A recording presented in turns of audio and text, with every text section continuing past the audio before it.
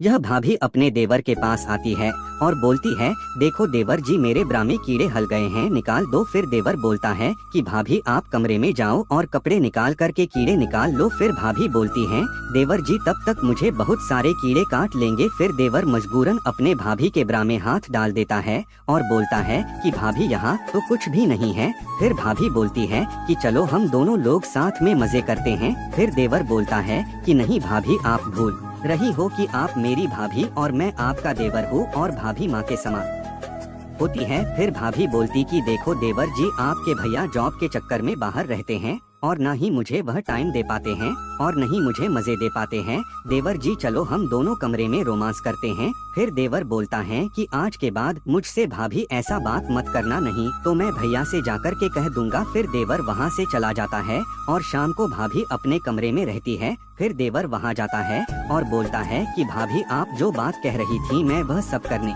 को राजी हूँ और आपकी सुबह का बात मेरे दिमाग में अभी तक गुजर रही है। फिर भाभी बोलती है कि ठीक हुआ देवर जी, आप मेरी बात मान लिए, नहीं तो मुझे कहीं और चक्कर चलाना पड़ता। और भाभी बोलती है चलो हम दोनों कमरे में साथ में रोमांस करते हैं और आपके भैया को आने का टाइम हो गया। फिर देवर बोलता है कि हो गया नहीं, वह कब का आ गए हैं। फिर आगे जो हुआ उसे आप देख करके हैरान हो जाओगे। उसको देखने से रुको बेटा, मैं दुर्गा माँ हूँ और मुझे पता है आपके घर में पैसों की बहुत दिक्कत है और नवमी चल रही है। अगर तू इस वीडियो को लाइक और चैनल को सब्सक्राइब कर दोगे और कमेंट में जय माता दी लिख दोगे तो आपके घर में कभी पैसों की कमी नहीं होगी।